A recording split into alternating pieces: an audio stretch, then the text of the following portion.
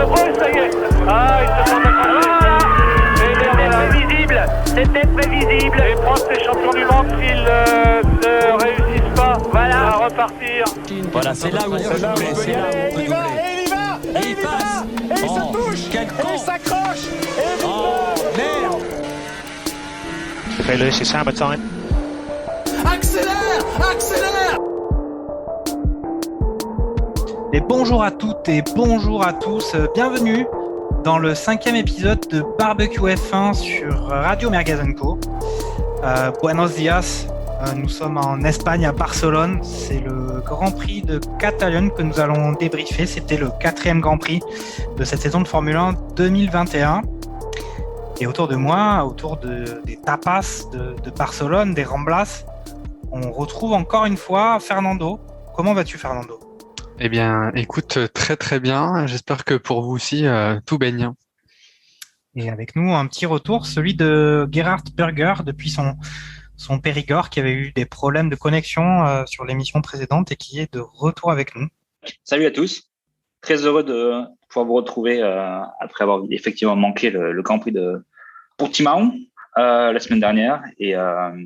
Et je pense que je suis heureux d'avoir raté la semaine dernière et de pouvoir être là cette semaine parce qu'il y a plus de choses à raconter cette semaine. Donc, vraiment très heureux de vous retrouver et on espère que vous allez tous bien. Ok, super. Bon, alors, est avec nous Niki Lambda, mais il est à l'heure actuelle dans une spéciale WRC. Je crois qu'il était justement au ravitaillement. Je ne sais pas s'il peut nous parler là. Bonjour à tous. Donc là, je suis juste avant le ravitaillement là. Donc, si vous entendez un bruit de fond assez désagréable quand j'interviens, ne vous inquiétez pas, c'est normal. Ne te trompe pas de carburant ou de pneus, attention. Hein. On est sur du gasoil classique, la pompe jaune. Ok, d'accord. Et la pression des pneus, c'est bon ? C'est bon, tout est bon. Ok, bon, nickel. Ok, très bien. On va pouvoir attaquer le débriefing de ce Grand Prix de Barcelone qui arrivait après un Grand Prix de Portimão qu'on avait pu peut-être un peu qualifier de manquant un petit peu d'événements. C'était encore une fois un focus sur ce duel quand même pour l'instant de la saison et qui visiblement va continuer entre Hamilton et Verstappen, entre Mercedes et Red Bull. Et donc, on va commencer un peu sur le même schéma qu'on fait sur émission après émission. On va commencer par parler des qualifications et un peu l'avis qu'on avait sur ce qui allait arriver en course après ces qualifications. Donc, après les qualifications, on avait Hamilton qui avait décroché sa 100e pole devant un Verstappen qui était pas vraiment très loin et en 3e position Bottas, suivi de Leclerc en Ferrari évidemment et d'un surprenant Ocon sur Alpine en 5e position, plutôt un très bon résultat pour Alpine. 6e place, Sainz. 7e, Ricciardo en McLaren. Et puis un Pérez 8e en Red Bull, étonnamment, on va dire, reculé par rapport à son coéquipier de Verstappen. On avait peut-être, on en parlera, peut-être ce sentiment que Red Bull, au final, Verstappen est un peu démuni pour affronter quand même un duo Hamilton et Bottas, avec un Bottas qui est plus capable de jouer les avant-postes. Puis derrière ce Pérez en 8e place, on avait Norris pour une fois derrière Ricciardo en qualif et un 10e Gasly un peu retiré pour une fois avec visiblement une AlphaTauri pas vraiment au rendez-vous, un peu décevante par rapport à ce qu'on a eu faire sur ses premiers Grands Prix. Fernando, ton avis sur ces qualifs, à l'issue de ces qualifs, est-ce que tu étais surpris, pas surpris ? Est-ce que tu as envie de nous parler de cette 100e pole de Hamilton quand même qui marque l'histoire avant même le Grand Prix en tant que tel. 100e pole position, c'est juste, comment dire, énorme pour lui. C'est un chiffre effectivement historique dans le monde de la Formule 1. C'est tout l'étoffe, comment dire, de ce champion qui a encore de beaux grands prix devant lui et qui du coup le record de grand prix en grand prix sera donc battu. Et s'il enclenche, comment dire, des pôles positions, il sera, je pense, difficile à battre. Les records sont faits pour être battus et j'ai hâte. Si de mon vivant je connais le prochain, mais c'est encore, comment dire, un Lewis Hamilton en forme et comme on aime le voir et je comprends pourquoi effectivement il peut y avoir beaucoup de fans pour lui. Pour les qualifs en elles-mêmes, en déception, un peu comme la fois précédente, Tsunoda pour AlphaTauri, qui sort dès la Q1 et qui finit 16e, comment dire, de ses qualifications. On va dire que le scénario se répète, comment dire, pour le japonais. Et pour Gasly aussi, dans la mesure où il finit 12e de ses qualifications sans atteindre la Q3. Je crois que c'est la première fois cette saison qu'il n'atteint pas les Q3. Bonne 14e place pour Giovinazzi, que j'avais noté, comparé à Raikkonen qui lui sort dès la Q1. Et dans les bonnes nouvelles, on a nos Alpines qui finissent vraiment bien, donc avec Ocon devant Alonso. Très bonne performance des Alpines. Et là, je suis obligé de parler, des rouges. Ça fait du bien. Vraiment, les Ferrari, voilà, ça fait vraiment du bien de les voir à ce niveau-là. Une belle 4e place. Il est maintenant abonné, je dirais, notre ami Charles Leclerc. Et Sainz qui finit 6e. Donc vraiment satisfait, de ses qualifications, pour Ferrari. Ok. Gerhard, est-ce que toi aussi tu avais un avis? Est-ce que tu as envie un peu de tacler Pérez sur ses performances en qualif qui étaient un peu en dessous de ce qu'on attend de lui, de ce que certainement son écurie attend de lui, Grand Prix après Grand Prix, et on voit pas trop venir quand même une certaine constance dans ses prestations où on a le sentiment que Red Bull est pas loin de pouvoir jouer la gagne contre Mercedes, pardon, et n'y parvient pas, notamment parce que Verstappen est un peu esselé devant. Ouais, carrément. Alors, Pérez, a priori, a raté ses qualifs aussi parce qu'il a eu des soucis d'épaule pendant la qualif. Il se sentait pas très bien dans la voiture. Il le reconnaît lui-même. Mais au-delà de ça, je pense qu'il est tout à fait conscient qu'il n'est pas encore au niveau qu'il espère être avec Red Bull. Pour être honnête, c'est que la 4e course, c'est quand même le début de la saison. C'est une voiture qui est très différente de ce qu'il a pu connaître auparavant. Je trouve que si on essaie de faire les comparaisons avec ce qui a pu se passer avec Gasly et Ocon, Albon les années précédentes, même si effectivement l'expérience n'est pas la même, Pérez a vachement plus d'expérience que Albon et Gasly au moment où ils étaient chez Red Bull. Je trouve qu'il fait un job qui est pas mal. Alors effectivement, c'était d'autant plus triste qu'en fait on s'est dit ça va encore faire une Hamilton Verstappen Bottas. Parce que Pérez partait de trop loin, on savait que le circuit était un circuit où ça va être compliqué de dépasser, donc on n'allait pas trop avoir de chamboulement dans les places à la fin de la course en connaissant les positions au départ. Et on s'est dit Verstappen va encore se faire manger entre guillemets par la stratégie Mercedes où ils vont être encore à 2 contre 1. À l'heure où vraiment on attend le Pérez qui va aller épauler Verstappen sans forcément être au même niveau. Je pense pas que c'est ce qu'on attend de lui, mais qu'il soit vraiment là pour aller chambouler les plans de Mercedes. Donc c'est vrai qu'il est un peu déçu sur ce point de vue-là. On aura l'occasion d'en reparler. Finalement, il fait une course qui est pas si dégueu que ça. Qui est pas non plus fantastique, mais il arrive un peu à sauver les meubles. Comparé à la place où il a débuté la course et finalement c'était ça s'est plutôt pas trop mal goupillé pour lui. Après juste un petit mot sur les AlphaTauri, je trouve que de plus en plus ça fait pchit et en particulier pour Tsunoda. D'autant plus que effectivement Tsunoda a montré beaucoup de potentiel pour la première course, un petit peu la seconde jusqu'au moment où il sort tout seul. Et depuis, c'est un petit peu l'asymptote, quoi. On n'arrive pas trop à le voir décoller. D'autant plus que là, il a une petite controverse où finalement il met un petit peu en jeu l'écurie. Grosse controverse quand même. C'est un euphémisme, où il subodore qu'il laisse entendre que la voiture est meilleure pour Gasly que pour lui. Ce qui, je pense, n'est pas forcément vrai et surtout très malvenu pour quelqu'un qui vient juste de commencer, qui sait que Honda ne sera plus l'année prochaine pour potentiellement l'épauler et qui potentiellement va garder sa place en Formule 1. Donc, à voir. On espère vraiment j'espère en tout cas, parce que d'après mon Fantasy League, j'aimerais bien que les AlphaTauri remontent un petit peu.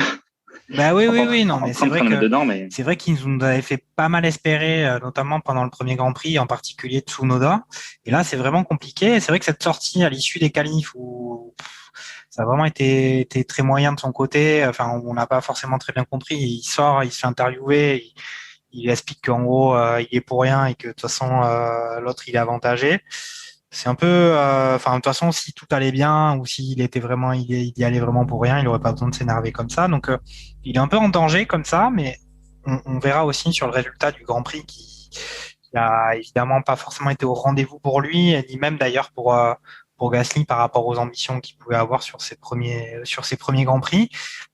Niki, je sais pas si tu es disponible pour nous parler, mais c'est vrai qu'on a ces résultats d'Alpha Tauri qui sont décevants.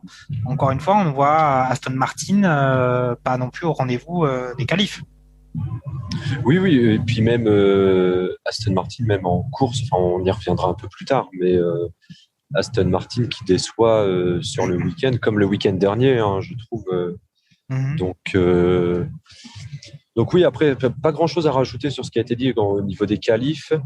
Je rejoins complètement Gerhardt sur le fait qu'on est encore quand même sur le début de saison et finalement les écarts sont assez faibles.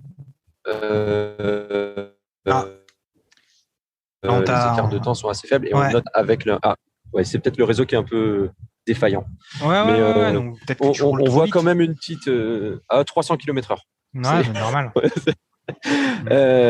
Non, on note quand même une certaine, encore aujourd'hui une différence entre des pilotes qui sont dans leur écurie depuis plus d'1 an, on va dire, qui sont déjà en place, qui connaissent les voitures, et ceux qui viennent de changer d'écurie, qui ont dans la majeure partie, dans la majorité, qui ont du mal et qui sont en retrait de leurs coéquipiers qui eux connaissent la voiture, quoi.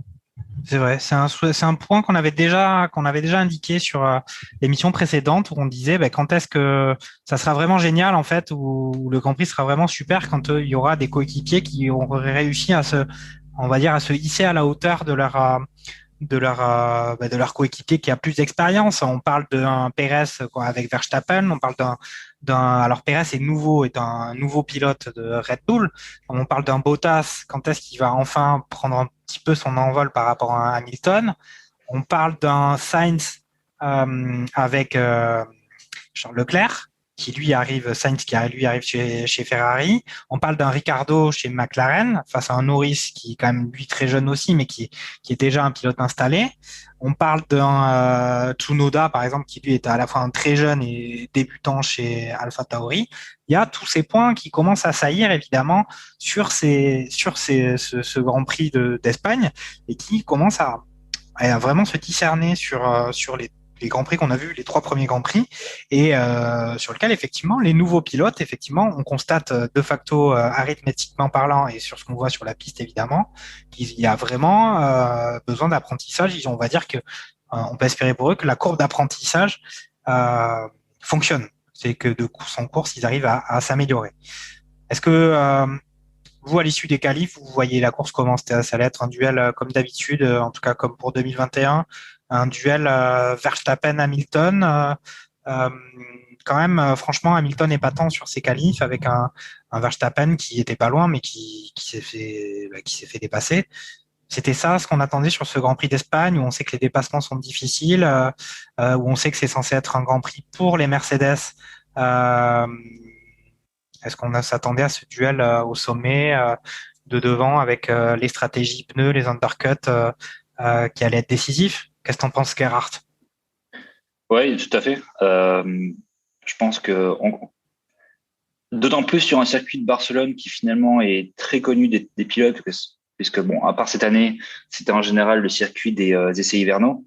Donc, on fait des tours, on fait beaucoup de tours sur beaucoup de thématiques différentes. Enfin, les pilotes. Il n'y a pas vraiment d'inconnus, on va dire, sur ce circuit-là. Alors, effectivement, c'était pas le cas cette année. Donc, avec une nouvelle voiture, ils n'ont pas pu tester le circuit avec les voitures actuelles. Mais il n'y a pas vraiment beaucoup d'inconnus. Et en commençant avec un Hamilton, Verstappen, Bottas sur les 3 premières positions, je pense qu'on pouvait se dire, OK, bon, ça va encore être le même schéma de course où il y avoir les 3 devant, puis le reste, en gros, derrière. D'autant plus que sur ce circuit-là, encore une fois, c'est pas forcément très facile de pouvoir doubler. Donc c'est un peu ça que j'avais en tête, effectivement, une course en deux grosses parties, les Hamilton, Verstappen, Bottas, ou enfin, dans n'importe quel ordre, puis le reste derrière qui allait suivre. Et finalement, c'est pas tout à fait ça qui s'est passé. Donc j'étais plutôt très agréablement surpris. Mais c'est vrai que dans l'expectative, c'était ça que j'attendais. Ok. Fernando, est-ce que au départ, on pouvait imaginer que Leclerc allait se battre pour sa 4e place ou pouvait peut-être espérer monter sur le podium? Toi qui as le corps rossoneri. Honnêtement, j'étais agréablement surpris de voir la Ferrari attaquer Bottas dès le second virage, honnêtement. C'est même agréable de voir cette image-là quand on compare par rapport à l'année dernière. Donc oui, très honnêtement, je les attends. Enfin, on les attend pas là parce que cette année c'était plutôt une année de transition. C'est ce qu'on disait en préambule lors de la première émission pour un peu tout le monde. Donc on n'espérait pas trop et au final les voir remonter au fur et à mesure, on sent que ça manque encore un peu de je dirais en termes de motorisation, mais quoique, parce que au fur et à mesure, je dirais dans les premiers tours, le premier relais, comment dire, de la course, Leclerc a plutôt bien maintenu la position vis-à-vis de Bottas pendant plusieurs tours, même étonné de voir Bottas ne pas revenir sur la Ferrari. Donc c'était vraiment surprenant. Donc plutôt surpris, on va dire, de cette attaque-là. Alors là, on va passer dans le vif du sujet, les résultats de la course. Après, on reviendra peut-être sur les scénarios, les dépassements qu'on a pu voir, la stratégie arrêt, la difficulté qu'ont eu certains pilotes à en doubler d'autres alors qu'ils avaient une voiture plus performante. Mais au final, résultat de cette course, on a une victoire d'Hamilton, suivi de Verstappen. Et sur le podium, on a aussi un Valtteri Bottas qui figure en 3e place, évidemment. 4e position, Leclerc. 5e, un Pérez, suivi d'un Ricciardo. Et 7e position, Sainz, puis Norris. Et puis après, on a les 2 Français, Ocon, Gasly. Bon, voilà, le fait de course, le premier fait de course, c'est que suite au départ où effectivement on avait un Verstappen en 2e position, le départ a fait que Verstappen a doublé Hamilton. Et ce qu'il y a eu pendant tout ce Grand Prix, ça a été cette lutte un peu d'Hamilton à se mettre en capacité à doubler ou de mettre en place une stratégie à pouvoir doubler un Verstappen devant qui avait des performances sur la voiture qui étaient, on va dire, un peu inférieures à celles de la Mercedes, mais quand même pas de façon décisive, ou en tout cas qui rendait très complexe pour Lewis Hamilton la faculté à le doubler. Et c'est aussi un peu la même chose qui s'est produit avec Leclerc qui était devant Bottas, et ce qui a fait que pendant une grande partie de la course, Bottas ne parvenant pas à doubler Leclerc et la Ferrari ayant des performances inférieures à celles des Red Bull et de Mercedes, s'est créé un trou qui a éloigné Bottas de cette lutte pour la première place entre Hamilton et Verstappen, sans parler de Pérez qui, lui, essayait de remonter son retard qu'il avait déjà pris en qualification. Donc au final, conclusion de ce Grand Prix, ça a été quand même encore un duel au sommet. On avait parlé sur, par exemple, le Grand Prix de Bahreïn, du virage gate et de la capacité des ingénieurs Mercedes à mettre en place une optimisation à la fois des règlements, des stratégies d'arrêt, etc. et au service de la victoire d'Hamilton. Et là, encore une fois, en tout cas, moi, je vais dire ça, c'est que on a eu une véritable stratégie de Mercedes qui a réussi au final, à battre Red Bull, alors que Red Bull, s'ils avaient tout fait parfaitement, Verstappen aurait probablement gagné le Grand Prix. Est-ce que c'est la conclusion que toi tu as de ce Grand Prix, Fernando? Est-ce que c'est, on va dire toute l'équipe Mercedes dans son ensemble qui arrive à être en harmonie avec son pilote qui est décidément, avec Verstappen, c'est vraiment les meilleurs pilotes du plateau? Est-ce que c'est cette harmonie de l'équipe qui sait gérer absolument tous les paramètres de la course qui fait qu'il remporte la victoire? Ou est-ce que c'est d'autres choses, par exemple? Barcelone, comme le disait Gerhard, c'est un Grand Prix qui habituellement il n'y a pas beaucoup de dépassements, etc., mais se passe essentiellement sur la stratégie et la gestion des pneus, et donc par définition sur les arrêts au stand. Donc c'est plutôt des combats, on va dire, à distance que, on va dire, rapprochés, mis à part le premier tour, etc. Mercedes, c'est vraiment une team qui tourne autour de son pilote et qui fera effectivement tout pour que ce dernier, puisse atteindre la meilleure des positions possibles. Aujourd'hui, on le voit, ne serait-ce que pour le deuxième changement de pneu pour Lewis Hamilton, ça s'est vraiment décidé à la limite de la limite. Même lui a été surpris. Comment dire, on le voit, hein, il coupe la ligne blanche pour rentrer sur la voie des stands pour justement se dire, je change, comment dire, les pneus. Et je vais rattraper, comment dire, sur le long terme après l'écart avec Verstappen, qui lui du coup sera obligé de s'arrêter, puisque lui a décidé de continuer. Et c'est là où, comment dire, Verstappen et Red Bull a fait une faute, c'est que ils auraient dû s'arrêter dès la suite, comment dire, du virage. Pardon, du tour de rentrée d'Hamilton. Parce qu'au fur et à mesure qu'Hamilton engendrait les tours, il gagnait et reprenait du temps sur Verstappen. Et là, l'overcut pour le coup a fonctionné pour Hamilton puisqu'il l'a dépassé par la suite.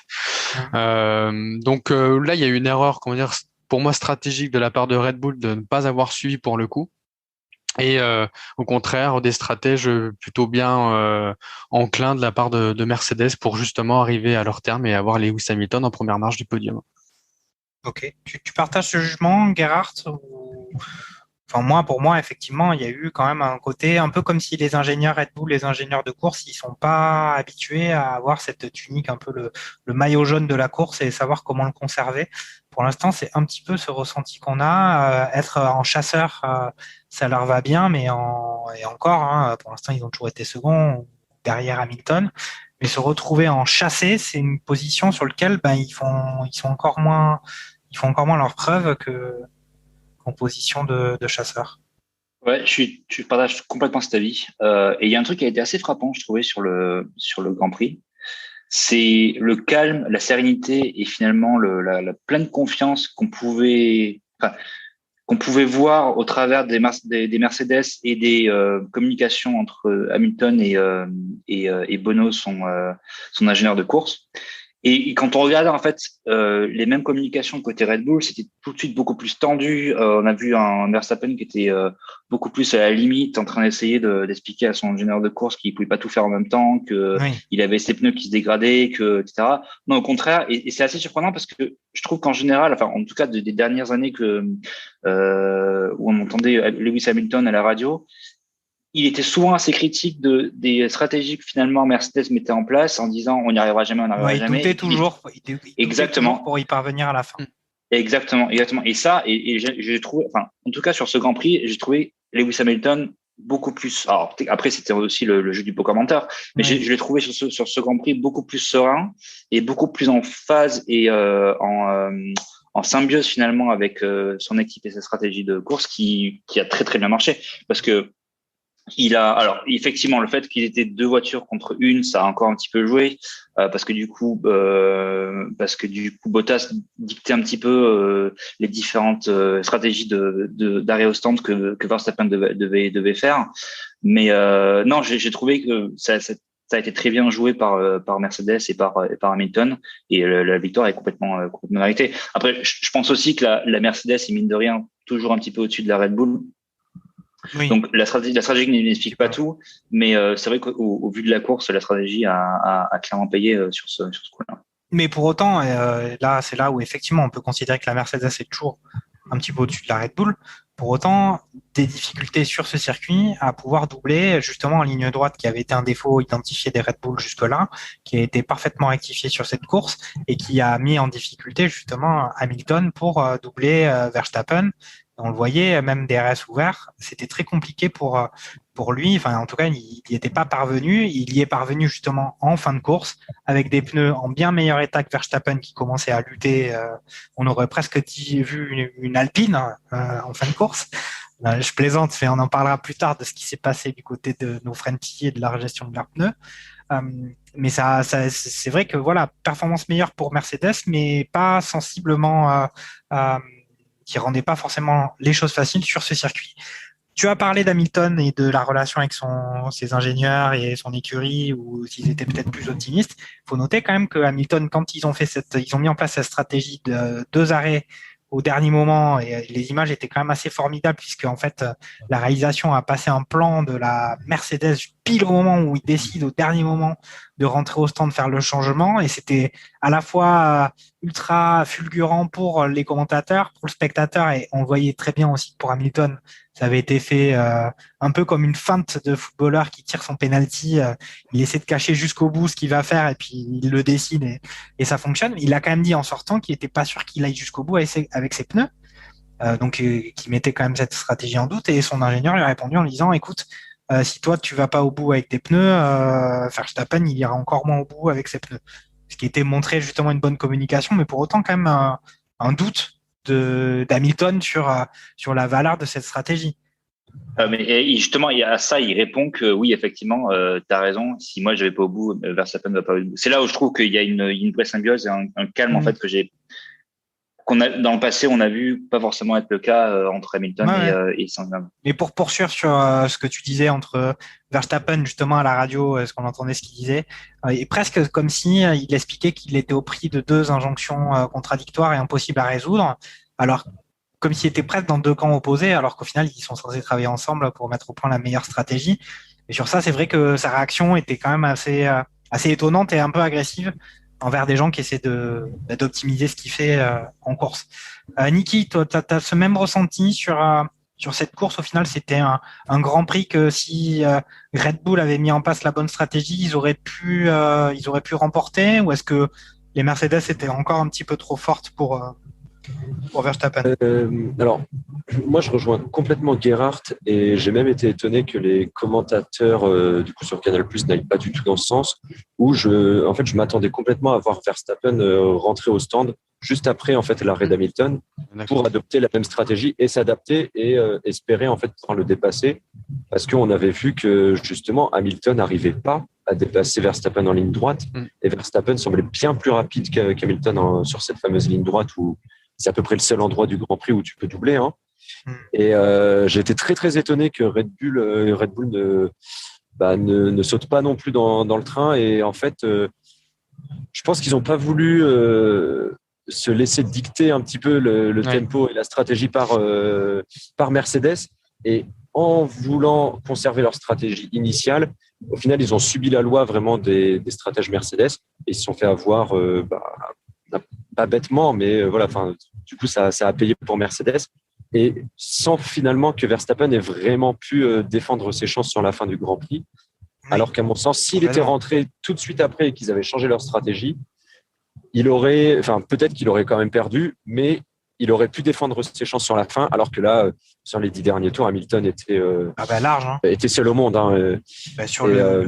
Pour le coup, autant les dépassements, ils avaient l'air extrêmement compliqués quand les voitures étaient proches, autant Hamilton, quand il dépasse Verstappen en fin de course, c'est vraiment. Après, c'est fini, quoi. Voilà, il y a vraiment une telle différence avec la situation de leur pneumatique qu'au final, il le dépasse sans aucune difficulté. Ouais, tout à fait. Et puis, mais on se souvient quand même que le week-end dernier, alors Verstappen, les Red Bull avaient eu du mal à doubler les Mercedes, mais on se souvient aussi que Bottas avait eu extrêmement de mal à doubler Verstappen aussi. Et alors j'ai cru comprendre, peut-être vous validerez ou pas, que c'était une histoire d'aileron en fait, et d'aérodynamique tout simplement, qui justement faisait perdre en vitesse de pointe aux Mercedes en ligne droite. Et c'est peut-être un souci je pense que c'est un souci qui risque d'être réglé sur les prochains Grands Prix. Peut-être pas à Monaco, parce que finalement, Monaco, t'as pas non plus énormément de grandes lignes droites, mais voilà, c'est quand même un point qu'on peut souligner chez Mercedes. En ligne droite, quand ça a du mal, en fait, à reste ouvert. C'était quand même assez criant, assez frappant. Alors moi, effectivement, il y a eu ces débats sur les ailerons. Moi, j'avais plutôt entendu, mais Fernando pourra peut-être ajuster ce que je dis, mais j'avais plutôt justement entendu que Red Bull avait fait un gros travail sur ses ailerons et que justement Mercedes avait mis un peu en place une communication où ils expliquaient que le nouvel aileron de Red Bull était vraiment, il avait l'air un peu chelou, que ce serait bien que la FIA regarde un petit peu ça avec attention, parce que ils avaient l'air bien trop flexibles pour être innocents. Et que bon, évidemment, mais c'est un défaut important que les Red Bull avaient identifié, c'est leur vitesse en ligne droite, qu'ils ont amplement corrigé sur ce Grand Prix, ce qui a quand même failli, on va dire que ça aurait pu leur permettre de remporter ce Grand Prix, ce qui n'a pas été le cas. Moi, je voulais revenir avec ce sujet-là sur les ailerons, mais aussi avec la question du dépassement de Verstappen sur ce départ de Grand Prix, qui était quand même assez pareil, assez cavalier, hein. Il s'est bien donné le petit Maxou sur Lewis. Lewis aurait quand même pu. Il a été relativement calme. Il a décidé de pas aller au clash, mais il a perdu peut-être quelques petits morceaux sur ce dépassement un peu virulent de notre ami Verstappen, non? C'est tout à fait ça. C'est pour revenir, comment dire, sur les ailerons, c'est lié effectivement à une flexibilité un petit peu, enfin jugée un peu trop importante de la part de Mercedes, qui a saisi la FIA et qui la FIA a dit, bah non, en fait, c'est tout à fait, comment dire, convenable. Donc là-dessus, fin de non-recevoir, comment dire, pour Mercedes, et donc il y a, je dirais, validé les ailerons, comment dire, des Red Bull. À noter pour les améliorations que Mercedes est arrivé sur ce Grand Prix avec 0 évolution sur la voiture, simplement avec des optimisations de ce qui avait été apporté lors des précédents Grands Prix. Donc voilà pour la partie technique. Pour revenir du coup maintenant sur le combat du premier virage, parce qu'on commence maintenant à être un petit peu habitué à chaque début de Grand Prix. C'est Verstappen fait ce que Bottas aurait dû faire les années précédentes quand il y avait des lignes Mercedes, c'est-à-dire qu'il ose, il tente, il fait les freins au premier virage, comment dire, sur ce Grand Prix. Étonné que Lewis Hamilton laisse un peu de marge, comment dire, il colle bien sa gauche, comment dire, tout le long de la ligne droite, et du coup n'inquiète pas trop, protège pas trop son intérieur, ce qui laisse l'opportunité à Verstappen de saisir l'intérieur. Et là, et les deux le savent, hein, c'est j'y vais, c'est soit on se crache tous les deux, ou alors tu t'es assez intelligent, tu me laisses passer, puis après tu me rattraperas précédemment. Donc toujours ces petits dépassements d'autorité de la part de Verstappen, mais qui sont agréables à voir. C'est ce qu'on cherche à voir aussi en F1 lors des premiers virages.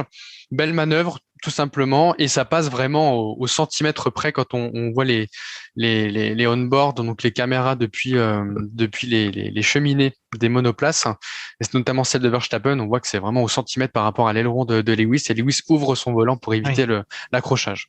Donc excellente manœuvre, je dirais, des deux, et à voir ce que ça donnera par la suite, mais c'est des rendez-vous qu'on aura lors des prochains Grands Prix, le combat du premier virage.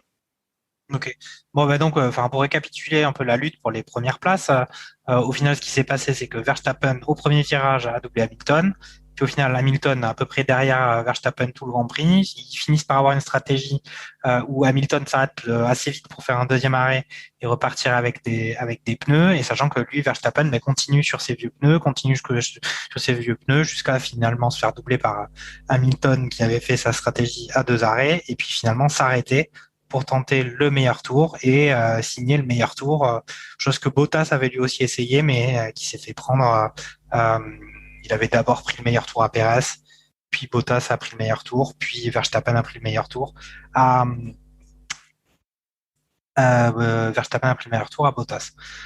Gerhardt, moi j'ai trouvé globalement, au final, on peut dire Verstappen sur les premiers virages et sur les dépassements, il est plus agressif qu'Hamilton sur Hamilton, et c'est lui qui finit par réussir ses dépassements, mais au final, à la régularité du pilotage, à la constance, on va dire presque de la perfection, et à la stratégie de l'écurie tout entière supérieure à Red Bull, à la fin, c'est quand même finalement quasiment toujours Hamilton qui gagne, et qui gagne avec quand même une certaine assurance. Alors que pour que Verstappen fasse des éclats, il est quand même obligé d'être beaucoup plus agressif.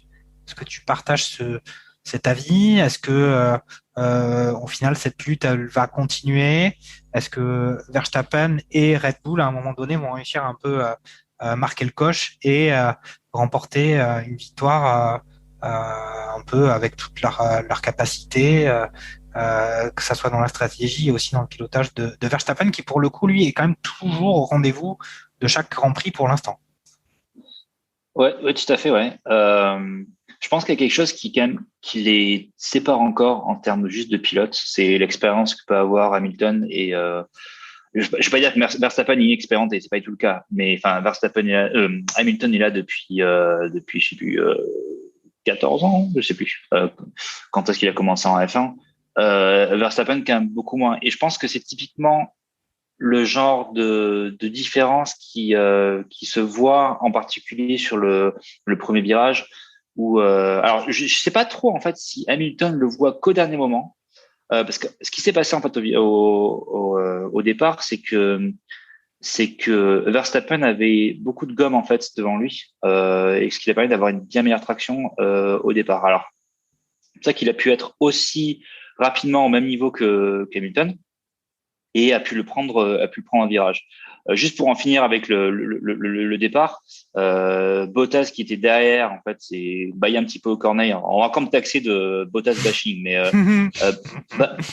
baillé un petit peu au corneille derrière son coéquipier, finalement a lentement remis le pied sur l'accélérateur pour finalement voir la Ferrari le dépasser par l'extérieur. Oui. On se dit bon, c'est un peu lunaire comme situation. Un peu surprenant, ouais. Mais pour en revenir au duel Hamilton-Verstappen, en fait, je pense qu'il faut le remettre dans le contexte Mercedes versus Red Bull. Je pense que le jour où Perez j'espère vraiment, va pouvoir beaucoup plus servir de support à son coéquipier, on va avoir des très belles batailles parce que, encore une fois, le pilote ne fait pas tout, la voiture ne fait pas tout, la stratégie est extrêmement importante sur beaucoup de circuits dans le calendrier. Et quand on est à 2 contre 1, c'est toujours beaucoup plus facile. Donc, c'est là où on atteint vraiment le Perez. Et je pense que graduellement, la pression va monter. Bon, on est encore début du calendrier, mais graduellement, la pression va monter sur les épaules de Perez pour qu'ils servent vraiment de support à Verstappen. Chose qui, encore une fois, n'a pas pu le faire au dernier Grand Prix à Barcelone. Okay. Donc j'espère vraiment qu'on va continuer à avoir ces batailles, mais plus dans un contexte de écurie versus écurie, plus que pilote contre pilote. Ouais, c'est un peu ça qu'on dit. Hein. Là, on voit quand même course après course dire que les coéquipiers ou les rookies, ils ont encore à apprendre de leur partenaire. Et après un Bottas, on peut se dire que lui, il avait déjà eu le temps d'apprendre, donc il apprendra plus. Mais un gars comme Perez qui a quand même montré son talent en course. Il faut qu'il améliore son niveau parce que s'il est chez Red Bull, c'est pour faire mieux que la place qu'il a en qualif, en tout cas sur ce Grand Prix, ou même la place finale qu'il a. Il n'a pas trop participé aux places de devant. Et puis après, écoutez, la même du côté aussi de McLaren, sauf que on a Ricciardo qui a fini plus haut. Est-ce que Niki, tu as des choses à dire sur ces premières places? Parce qu'après, nous, on va passer quand même à parler des franchises d'Alpine et de Gasly. Interviens oui, si oui, tu alors, si juste simplement pour conclure un petit peu, entre guillemets, sur ces premières places, c'est vrai que si Perez n'était pas, en fait, un peu entre guillemets englué, enfin, n'était pas occupé à remonter en fait ses mauvaises places de qualif pour finir quand même une place honorable. S'il avait pu défendre sa place aux avant-postes, peut-être que Mercedes n'aurait pas pu appliquer cette stratégie parce que tout simplement, on ne sait pas après ce qui peut se passer dans la course. Là, c'est un peu de la fiction, mais on peut imaginer que dystopie à Barcelone, quoi. Voilà, on peut imaginer un scénario où Hamilton ressort derrière Perez, du coup, et du coup est un petit peu bloqué et peine un peu à le dépasser, et Mercedes ne peut pas appliquer sa stratégie sur ce Grand Prix. Donc c'est vrai que on attend et on espère justement que les rookies se mettent rapidement au niveau, et notamment Perez pour que Red Bull puisse puisse devenir vraiment un réel concurrent à Mercedes, même si le dépassement d'Hamilton sur Bottas c'était pas gagné quand même. Il Voilà, n'a pas trop ouvert la vas-y. porte. Le là, dépassement de Valtteri, qui et, Ah oui, oui, effectivement, parce que il a laissé c'est un aspect de course qu'on n'a le pas signalé. dépassement C'est de que, Hamilton sur c'est Bottas. que Bottas Hamilton, a après pas s'être arrêté, voilà. Ah, Bottas, alors, il l'a pas laissé trop. alors Fernando va peut-être nous en parler plus en détail, mais semblerait-il quand même que ça soit un peu la réalisation qui est un peu accentué ce trait qui n'était pas si sensible que ça dans la réalité de la course, sur lequel effectivement c'est vrai que l'écurie a communiqué à plusieurs reprises à Bottas le fait c'était Hamilton qui se battait pour la gagne et que lui il était quand même là pour laisser passer les mecs qui se battaient pour la gagne, et puis ils l'ont quand même rappelé de façon encore plus explicite, et puis on a eu ce sentiment effectivement que Bottas pour une fois était un peu plus circonspect à laisser passer son coéquipier. Mais Fernando, est-ce que tu as ressenti ça aussi? Je pense qu'effectivement, c'est un effet de réalisation. À l'écran, on a tous vu un Bottas un peu plus récalcitrant, comment dire, ça a semblé être un peu plus compliqué, je dirais, de le laisser passer, comment dire, Lewis. Après, ce qu'il faut aussi comprendre, enfin, dans le on-board, c'est pas vraiment le cas, hein. On voit bien, je dirais, Bottas le laisser, comment dire, passer. Ce qu'il faut aussi comprendre, c'est que Bottas, lui, il se bat contre Charles Leclerc à distance au même moment. Donc, il est aussi dans sa course. Et moi, je suis désolé, mais à un moment donné, chacun faisant sa course, c'est la course justement. Donc, pour moi, il n'y a pas de sujet, comment dire, sur cette partie-là. Effectivement, sur la réalisation, on a l'impression qu'il y a une gêne. Au final, quand on regarde bien les caméras des deux, ça n'a pas l'air si flagrant que ça, je dirais. Moi, de ce que j'ai vu, Hamilton est censé avoir perdu une seconde, je crois, une seconde 3 sur son dépassement de Bottas. Bon, après, écoute, dépasser quelqu'un. Oui, non, après voilà, il a pas non plus fermé la porte et ça n'a pas duré 3 tours. L'affaire, on a déjà vu des situations où un coéquipier refusait de laisser passer son coéquipier, justement bien plus flagrante et bien pire que ça. Mais c'est vrai que c'était une merguezounette, on va dire. Mais effectivement, comme dit Fernando, je pense que la Real jouait beaucoup et avec les perspectives, finalement, peut-être qu'Hamilton n'était pas si proche que ça de Bottas à l'attaque des fameux virages. Ouais. Ça semblait un peu fermer la porte, quoi. Ok. Bon, on va quand même passer à notre rubrique franchise sur ce Grand Prix de Barcelone. Donc, juste au niveau des classements, on a un Esteban Ocon qui termine 9e, suivi d'un Pierre Gasly sur Alpha Tauri 10e. Donc, les deux rentrent dans les points. Et puis, si on récapitule le coéquipier d'Esteban Ocon, puisque maintenant on va dire le coéquipier d'Esteban Ocon, vu les performances jusqu'à maintenant, c'est Fernando Alonso qui finit en 17e position. Avec son Alpine.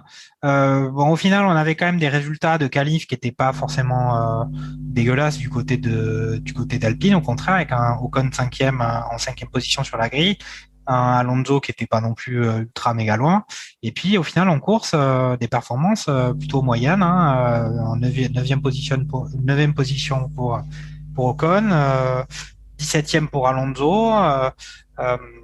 Qu'est-ce qui s'est passé chez Alpine? Moi, j'ai une petite idée. Il y a une stratégie, justement, pneus, où ils ont été un peu largués. Ils ont fini à l'agonie complet.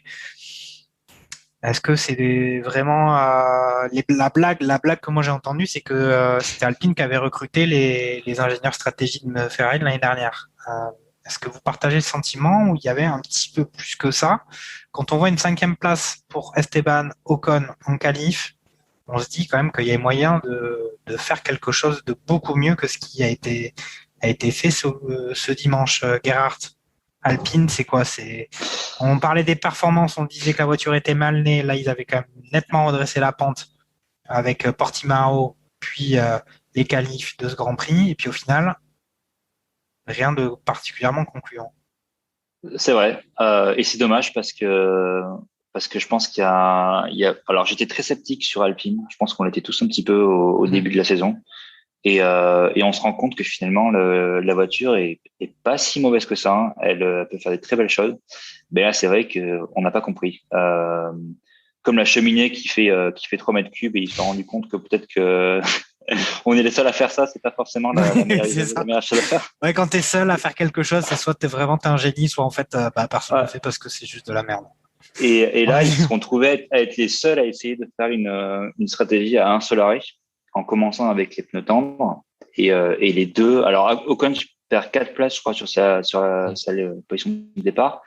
Et Alonso, il plonge, mais genre au fond du fond. Alors, juste petite chose quand même, c'est qu'Alonso a fait le bouchon pendant très très longtemps, ce qui n'est pas mis à Ocon, je crois, de pouvoir se faire un petit peu d'air devant et se faire dépasser finalement et de rentrer dans les points. Mais bon, à la fin de la journée, c'est vrai que on se demande qu'est-ce qui s'est passé, quoi. Et encore une fois, je pense que c'est dommage parce que on les attendait beaucoup plus haut et je pense qu'elles ont le potentiel d'être beaucoup plus haut. Bah, vu les performances, vu la perf de qualification, quand même, ça veut quand même dire quelque chose. Hein. La qualif, sérieusement, quand on voit que Ocon, il est il est à moins d'une seconde d'Hamilton sur sa pole, hein, et puis qu'au final, c'est 5e position devant les McLaren. Enfin, c'est quand même, ça veut dire quelque chose, même si la vérité d'un tour, c'est pas la vérité des plus de 60 tours que représente le Grand Prix. Ça veut quand même dire que de là à finir 9e à l'agonie avec une stratégie pneu radicalement différente des autres et qui leur a fait perdre toutes ces positions.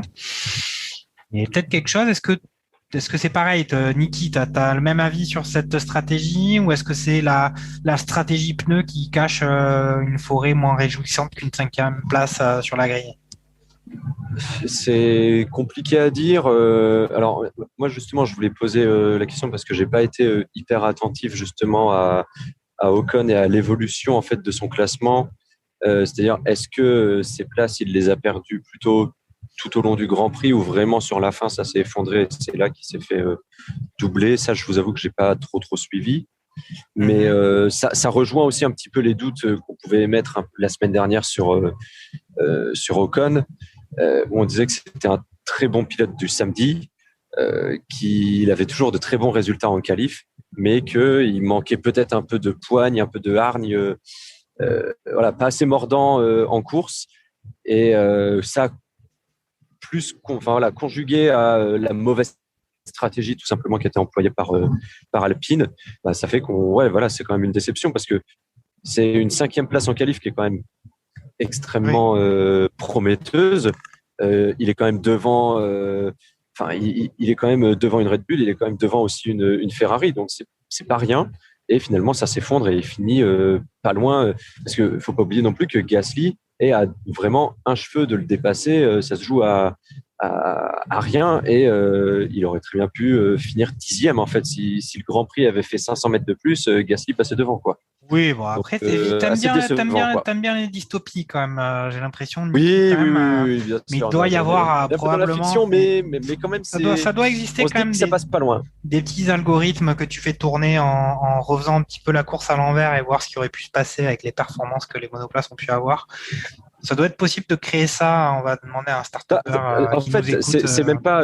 Si tu veux, c'est même pas une histoire. Là, c'est même pas une dystopie. C'est-à-dire que si Gasly avait pas fait le con à dépasser la ligne de 10 cm, il aurait pas perdu 5 secondes et là, il était sûr de passer devant Ocon. Oui, mais peut-être que dans ce cas, Ocon et Alpine auraient réfléchi à arrêter d'avoir une stratégie à peu près débile pour perdre autant de place à la fin, ou d'être aussi peu compétitif à la fin.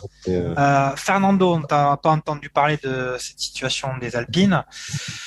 Voilà, Alpine qu'on voyait un peu en haut de la montagne après les qualifs, en tout cas sur un Ocon qu'on sentait capable sur un circuit quand même qui est un peu un circuit de qualif de décrocher une belle position. Puis au final, ça a coincé. C'est quoi qu'est-ce qu'ils auraient dû faire différemment? La strat. Voilà, aujourd'hui, ils ont été un peu trop optimistes sur la gestion des pneus. Ils ont pensé faire un seul arrêt au stand et que ça allait tenir, je dirais, jusqu'au bout de la course. Au final, on a un Fernando Alonso qui, je crois, au dernier tour, avant-dernier tour, s'arrête, au stand pour changer ses pneus parce que il était complètement à l'agonie. Donc ça se résume à ça, effectivement. C'est, je dirais, l'image qu'on a pu connaître par le passé avec les stratèges, légendaires de chez Ferrari. Là, on va dire l'image est rigolote, mais ça se joue vraiment, là-dessus. Après, pour Esteban Ocon, il subit, du coup, la même stratégie. C'est gâché. C'est vraiment une tentative gâchée quand on voit le samedi, effectivement, qui a été effectué par les Alpines. Dommage que l'essai n'ait pas été transféré. La bonne nouvelle, j'ai envie de dire, c'est plutôt de voir dans le cas général où quand on les compare en début d'année et ce qu'elles sont devenues maintenant au bout du de la quatrième rencontre, je dirais, de la saison, il y a une belle progression. Ça laisse une belle marge de manœuvre aussi sur les grands prix à venir, pardon. Et là-dessus, je pense qu'il faut être confiant. Ce qui s'est passé à Portimao, qui me laissait un petit peu dubitatif dans le sens où le circuit était un peu atypique et on sait que les performances qui sortent du lot sur des grands prix du style demandent à être confirmées, je dirais, sur les prochains. Ça semble être le cas. À voir ce que ça donnera demain. Je dirais à l'avenir pour Monaco. Mais voilà ce que je peux en dire. Ça a été purement la stratégie qui a été loupée de la part d'Alpine. Ok. Bon, très bien. Moi, je partage assez ça, complètement ce jugement. Et c'est vrai que entre ce qu'on avait entrevu sur les premiers Grands Prix, le premier Grand Prix, on est toujours dans des premiers Grands Prix, mais sur le Grand Prix 1, Grand Prix 2, on se disait quand même que si Alpine entrait dans les points, c'était déjà une belle performance. Là, c'est le cas et on a des regrets pour eux. Donc, ce qui veut dire qu'ils se sont bien améliorés par rapport au début. On va parler maintenant d'Alpha Tauri, en l'occurrence de Pierre Gasly. Et c'est vrai que comme l'un de nos merguezers l'a dit, effectivement, on a un Gasly qui a été sanctionné de 5 secondes quasiment dès le départ parce qu'il s'est mal positionné avec sa monoplace au niveau du départ. Donc, il a perdu directement 5 secondes et il finit en 10e position derrière un Esteban Ocon à 1/10. Si mes souvenirs sont bons, ouais, c'est ça, c'est 1/10. Donc, on peut évidemment logiquement se dire que avec ces 5 secondes de pénalité, sans ça, il aurait fini devant. Pour autant, on l'avait déjà décrit en qualification. On a l'impression que les Alpha Tauri, c'est un petit peu en train de coincer. On voit un Tsunoda avec lequel la mayonnaise, le wasabi, ça fonctionne pas trop, qui perd un petit peu ses moyens, le jeune homme. Un Gasly qui a l'air quand même de faire plutôt de bonnes courses. Bon là, effectivement, il a commis une erreur, mais quand bien même, on sent quand même une monoplace qui est plus limitée que ce qu'on avait pu voir en début d'année. Voilà, Gasly, au final, Alpha Tauri, c'est peut-être un peu en train de virer moyennasse, non, Gerhard? Ouais, je pense qu'ils le reconnaissent aussi, eux. Je sais plus parce que j'avais lu qu'ils se rendent compte que autant au début de la saison, l'écart était finalement assez faible entre McLaren, Ferrari et même, disons Alpine. AlphaTauri, en fait, tout était un peu dans le même mix. Ils se rendent compte que si les autres ont progressé au fur et à mesure, eux ont juste stagné où ils sont, quoi. Donc il y a cette non-progression finalement qui commence, je pense, un petit peu à se faire sentir. Alors, est-ce que c'est pour préparer la voiture de 2022? Peut-être, je sais pas du tout. Mais toujours est-il que oui, je pense que je les voyais beaucoup plus haut et surtout beaucoup plus consistants que ce qu'ils sont aujourd'hui. Et juste pour en revenir sur Pierre Gasly, ouais, il a fait une bêtise et il a avoué lui-même. Et, il a dit à chaque fois j'essaie d'avoir d'être au millimètre près le plus devant pour gagner autant d'avance sur le départ. Ouais. Il se trouve qu'il a juste raté son freinage, quoi. Il était 50 cm devant. Ouais, pour le coup, c'était certainement pas au millimètre, et puis c'est pas la première fois que ça lui arrive aussi, quand même. Ah, c'est vrai que c'est déjà arrivé dans le passé. Mais par contre, un truc que j'ai trouvé un petit peu surprenant, c'est que les commissaires de course ont mis autant de temps à finalement lui dessiner. Je pense que c'est quelque chose qui finalement, on le sait dès le départ, et t'es devant, tu prends 5 secondes et puis. C'est comme un peu la VAR au football, hein. On croit que c'est automatique, puis en réalité, on peut faire un barbecue merguez pour discuter de est-ce qu'il il a dépassé la ligne ou pas. Normalement, il y a un bracelet qui sonne quelque part et c'est automatique. Mais bon, ça n'a pas été le cas. Effectivement, on peut se dire que passer plusieurs tours à devoir savoir s'il était parti devant ou pas.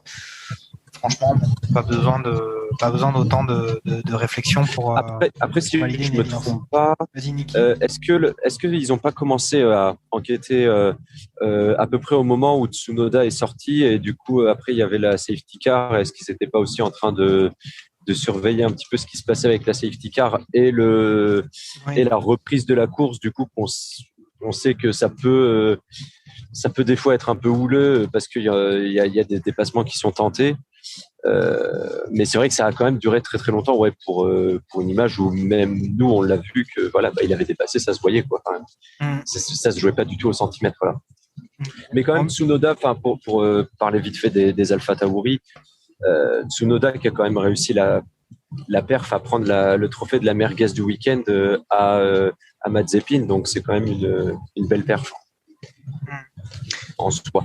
Ouais. Bon, ben, c'est vrai il avait un peu perdu ses moyens et ça devient un peu difficile pour lui. Il va falloir qu'il retrouve un peu de confiance et que, après, il y a peut-être, enfin, voilà, il y a le côté obscur de la force, des aspects très, très intéressants. Il a peut-être besoin de se construire contre quelque chose ou contre quelqu'un.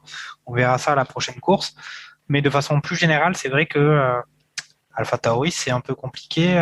Fernando, est-ce que tu as un mot à ajouter? Est-ce que Gasly, les espoirs qu'on avait pour lui en ce début de saison, de faire ses preuves un petit peu, on va dire peut-être à se hisser de temps en temps contre un Pérez ou contre les Red Bull pour montrer sa valeur, est-ce que ça va pas être un peu compliqué? Est-ce qu'on peut déjà avoir des enseignements sur ça pour offrir des perspectives de carrière peut-être un peu plus joyeuses que là, cette place de 10e auquel Alpha Tauri semble un peu destiné de ce qu'on peut voir maintenant.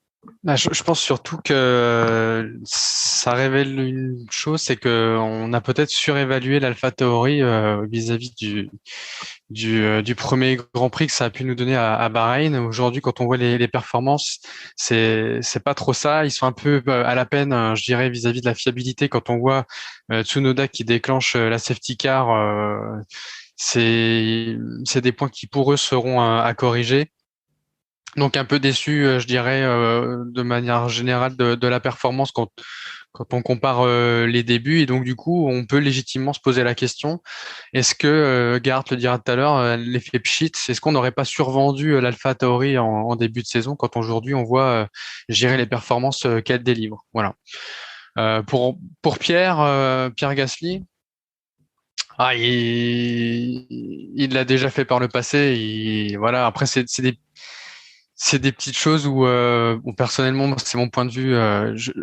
C'est pas là qu'il faut gratter, comment dire, quelques centimètres. En plus, les voitures sont équipées de boîtiers quand elles se positionnent sur la ligne de départ. Donc, là, je pense que clairement, ça a été déjà signifié automatiquement, j'irai au commissaire, et de par la safety car, il y a eu un moment donné, on sait que les départs, c'est souvent un peu chaud.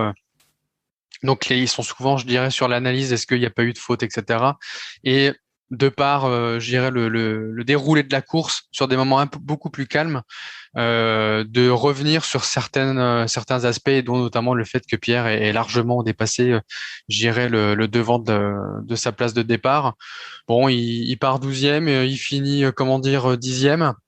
Il se prend la pénalité de 5 secondes, donc justement vis-à-vis de ce dépassement de place qui fera justement son arrêt au stand au 18e tour. Avec des scies, on mettrait Paris en bouteille. Donc, comme disait Niki, oui, on aurait pu effectivement légitimement penser qu'il aurait pu avoir la 9e place à la place d'Ocon s'il n'avait pas fait cette erreur-là.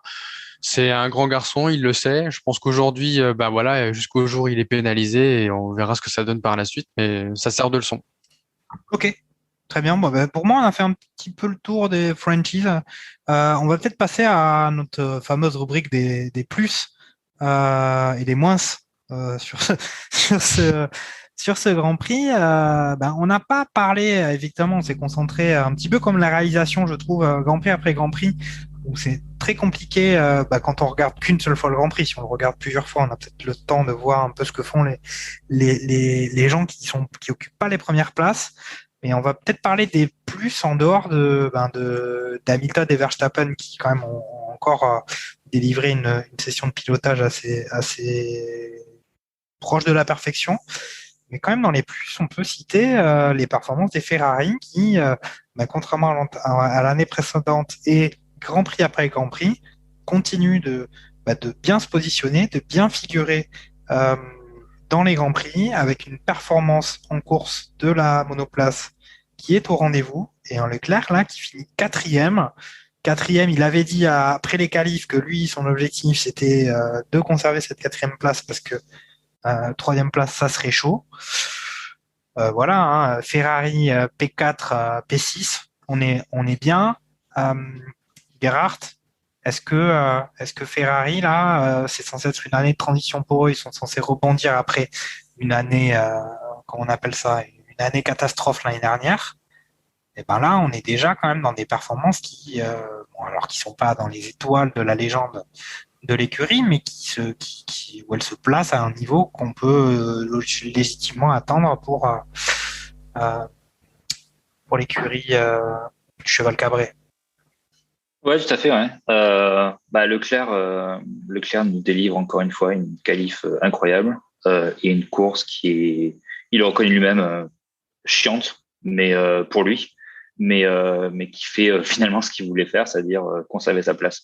Et j'ai un peu plus loin parce que alors, effectivement, on en a parlé tout à l'heure, il arrive à doubler Bottas dès le premier tour. Bottas qui, mine de rien, profite largement de la safety car déclenchée par l'arrêt moteur de Tsunoda pour pouvoir recoller à Leclerc il était sorti de la zone DRS avant, donc il avait encore plus de mal à le dépasser. Déjà que même le coup de DRS, il n'arrivait pas à le dépasser. Donc il arrive à le recoller avec cette safety car parce qu'il avait déjà, je crois, plus d'une seconde et demie de retard.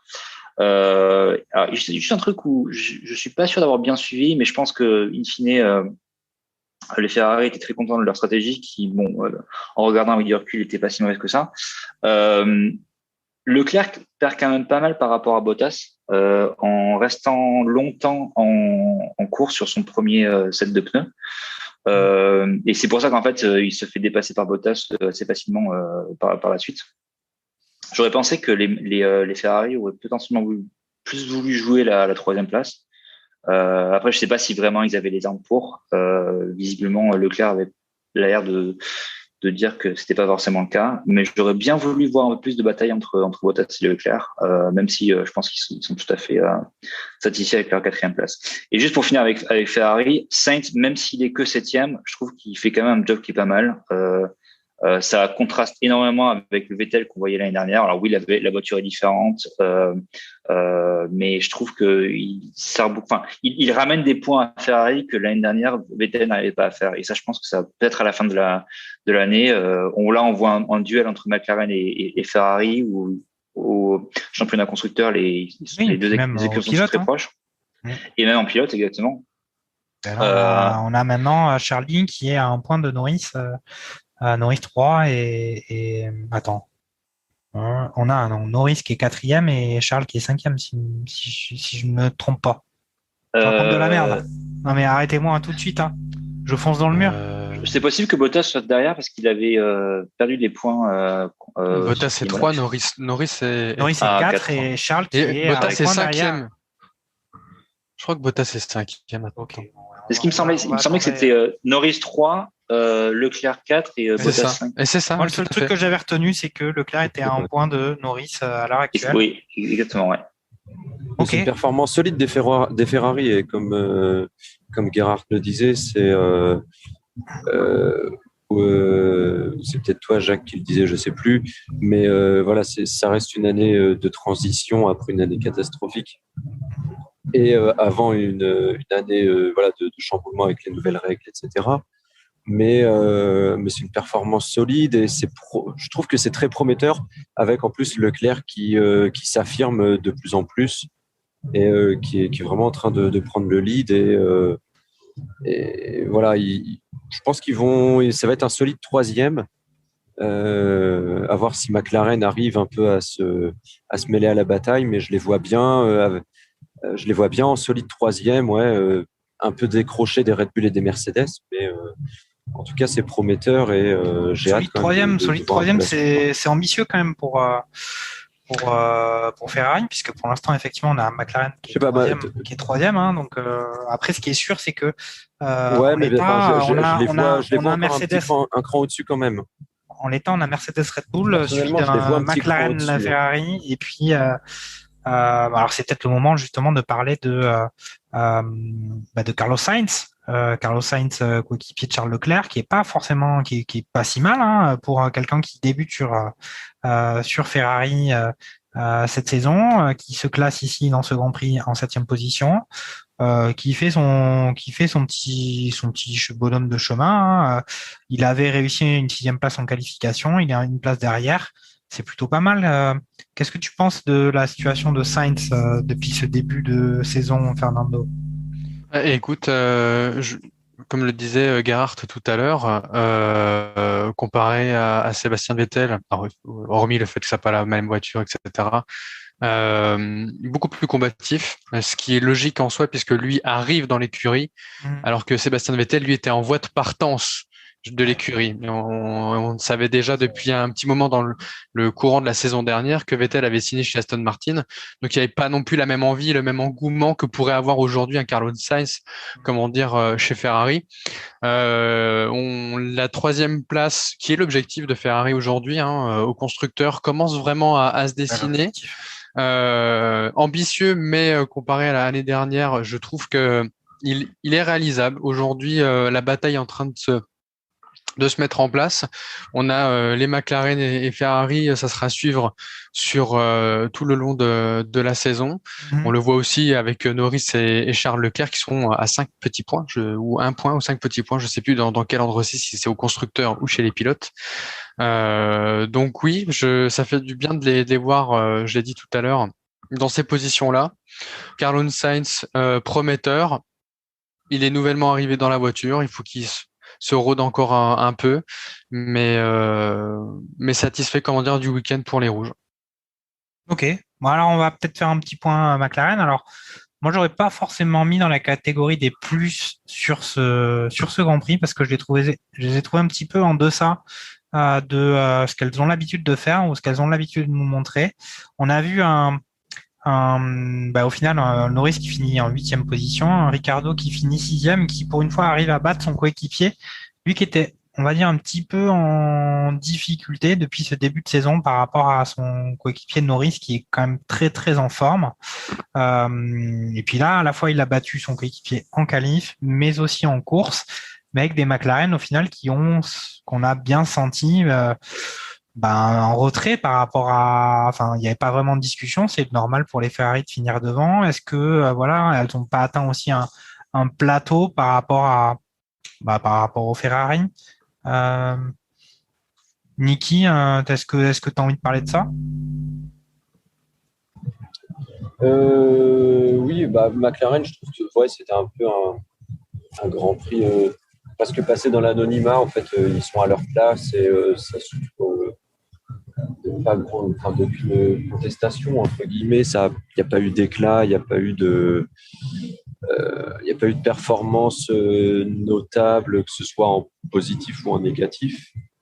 Et c'est en ça que je disais que je voyais Ferrari comme un solide troisième, c'est que vraiment peut-être que c'était pas aussi flagrant sur les premiers Grands Prix et peut-être que je peux très bien me tromper, mais voilà, je sens j'ai quand même le sentiment personnellement que comme tu dis, que McLaren avait très vite en fait trouvé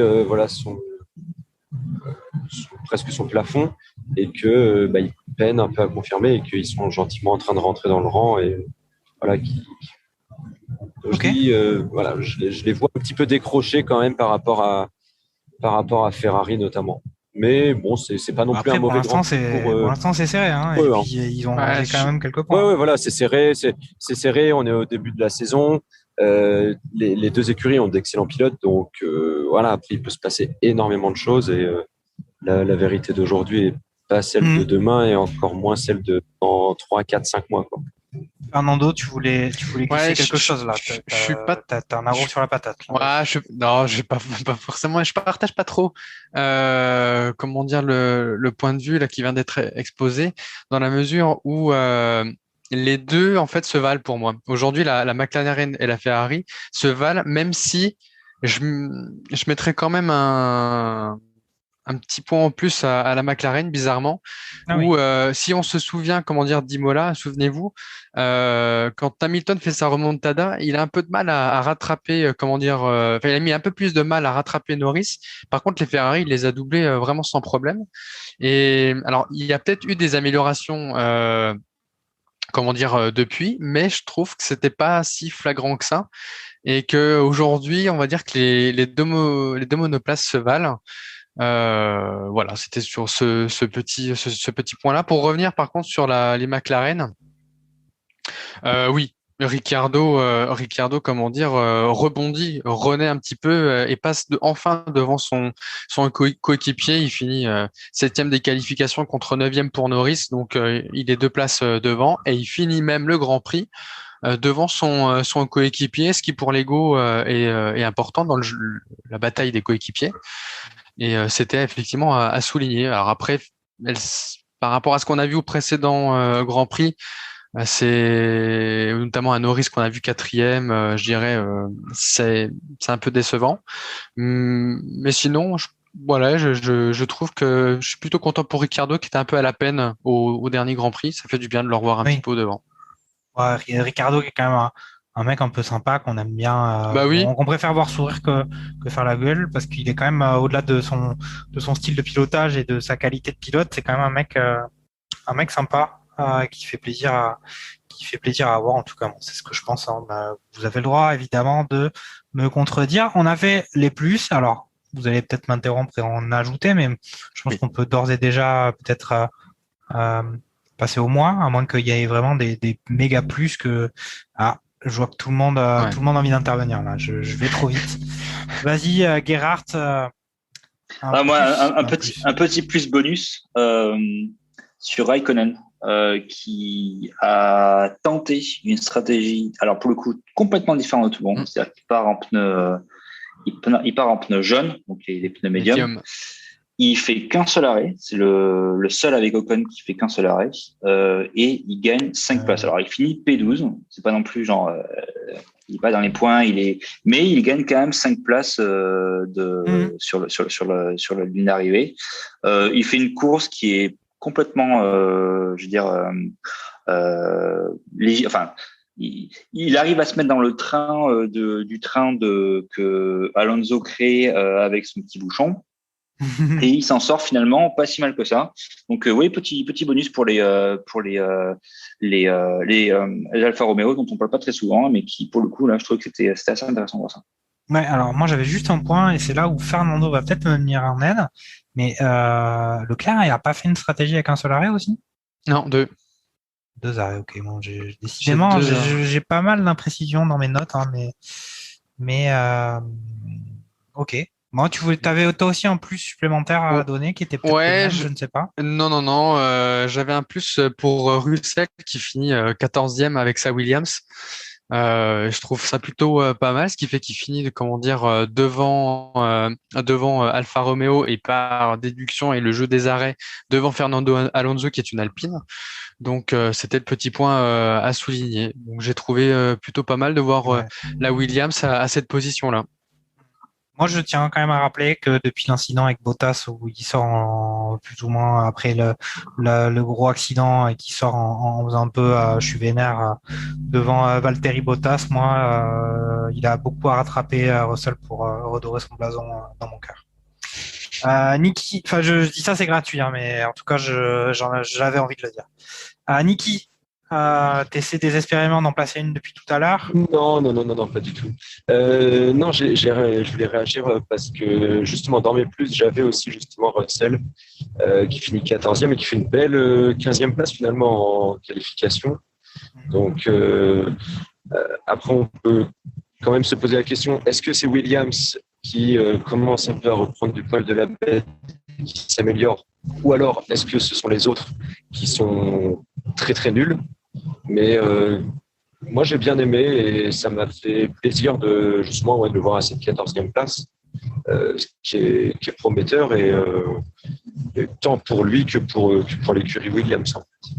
Alors après, moi juste, je me permets d'intervenir quand même sur un peu les luttes à l'arrière qu'on voit, je trouve pas assez pendant les diffusions de Grand Prix, mais à noter quand même que sur les performances intrinsèques des monoplaces, moi je trouve que c'est assez serré en qualif.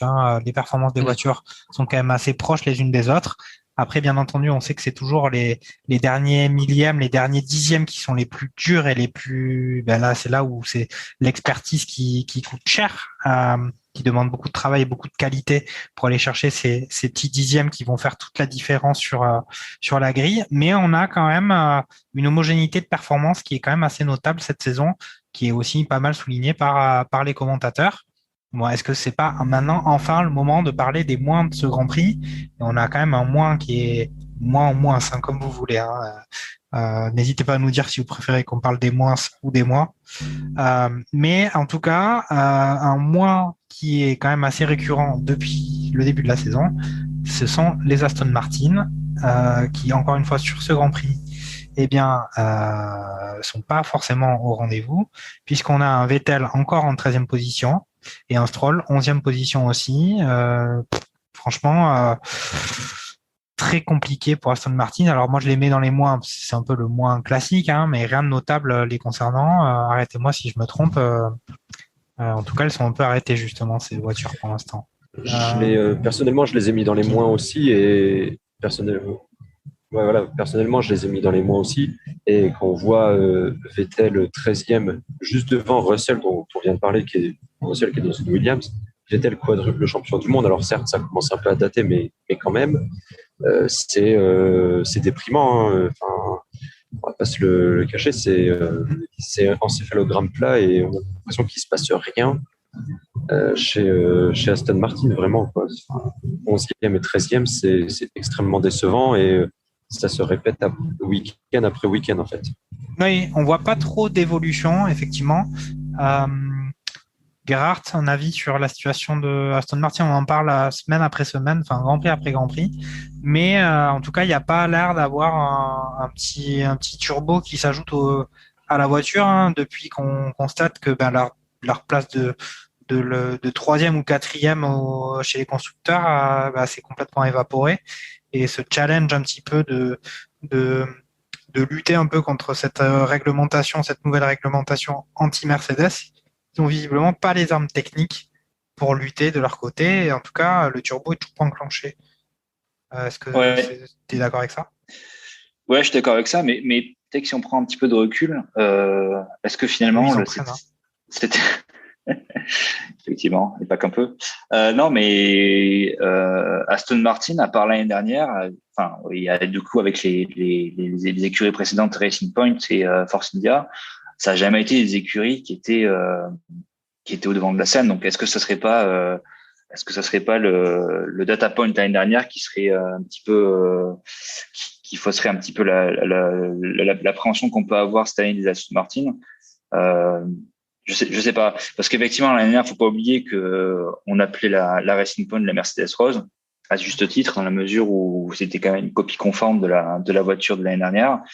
Chose qu'ils n'ont pas pu reproduire cette année. Et en plus, ils se sont pris les nouvelles réglementations aéro qui font que leur voiture n'a pas un fond plat qui est supposément en accord avec les performances qu'on peut attendre cette année.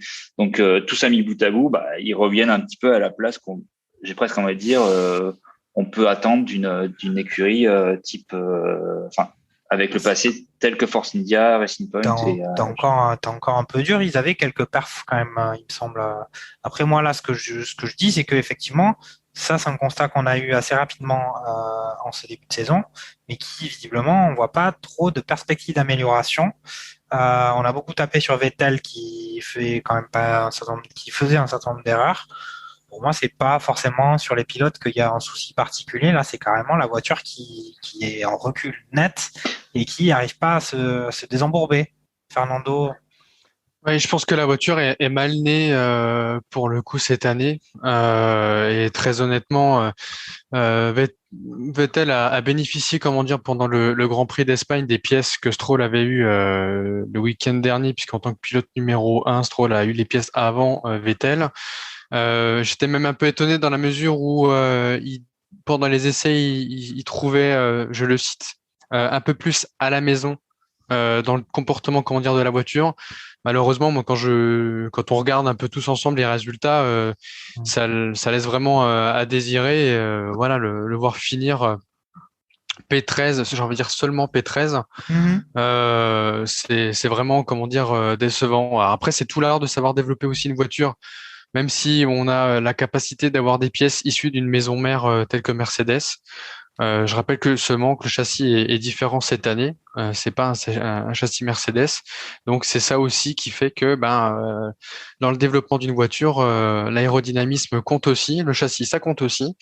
Et visiblement cette année, ils sont peut-être pas allés au bout de ce qu'ils souhaitaient faire et les performances aujourd'hui s'en ressentent et on a des Aston Martin à la peine avec une voiture qui, pour moi, je le redis, est mal née. Ok. Ouais, pour les moins, on a déjà parlé un peu on va dire, de la stratégie pneus Alpine et de Alonso qui finit quand même à l'agonie complet en 17e place. J'ai pas vraiment forcément envie de parler de notre ami russe Nikita Mazepin. Mais je vois que Fernando a envie quand même de mettre son petit grain de sel. Ouais, grain de sel, voire même un légèrement poivré. Je suis vraiment déçu, on va dire, de ce qu'on a pu voir à un moment donné dans le Grand Prix. C'est cette communication radio entre Toto Wolff et la FIA, demandant à la FIA de contrôler les drapeaux bleus, notamment à l'encontre de Mazepin. Alors, je ne sais pas ce que vous en avez pensé de cette intervention-là, qui, en règle générale, est souvent en off, je dirais, des publications qui sont exposées pendant le Grand Prix. Mm-hmm. Et je trouve que pour le coup, c'est vraiment injustifié dans la mesure où quand on contrôle les écarts, il y avait 1 seconde et demie à 2 secondes au moment où ça s'est produit. Quand on regarde bien, Mazepin barre de 3 se voit présenter le drapeau bleu au 4e virage et il cède la place à la fin du 5e. Donc j'ai trouvé un peu dur, on va dire, la réaction de Toto Wolff vis-à-vis de ce moment-là du Grand Prix. Alors oui, effectivement, il se bat pour la victoire, etc. Mais là, pour le coup, c'était un peu gratuit de déjà tirer sur l'ambulance qui est Mazepin et qui est un peu mal en point vis-à-vis des performances qu'il peut délivrer et même du comportement qu'il pourrait avoir depuis le début de la saison.